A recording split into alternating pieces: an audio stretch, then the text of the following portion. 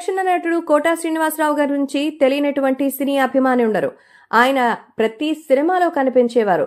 Comedian గా, serious villain character లో, అసలు సైకో క్యారెక్టర్ లో ఒకటేంటి ఆయన చేయని పాత్ర అంటూ ఉండదు. అయితే ఎన్టీఆర్ అంటే ఈ జనరేషన్ లో ఉన్నటువంటి హీరోస్ అందరికంటే కూడా ఆయనకి చాలా ఫేవరెట్. ఎన్టీఆర్ అంటే నాకు చాలా ఇష్టమని, ఆయన తప్ప అసలు ఎవరు కూడా యాక్టింగ్ చేసినట్టు నాకు అనిపించదని ఈ మధ్య కొంచెం కాంట్రవర్సీగా అయితే మాట్లాడుతుంటారు మన కోటా శ్రీనివాసరావు గారు.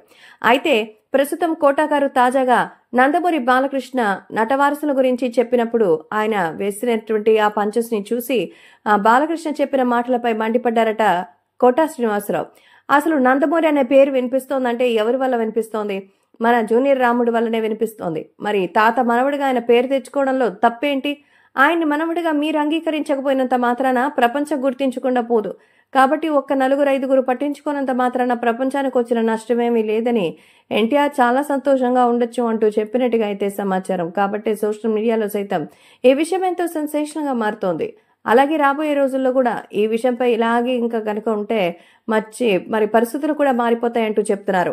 సో కోటా శ్రీనివాసరావు అయితే బాలకృష్ణ గారికి ఈ సందర్భంగా ఒక సలహా ఇస్తున్నారు. నందమూరి అనే పేరు నిలబడుతోంది, నిలబెట్టేది కూడా కేవలం ఎన్టీఆర్ మాత్రమేనని.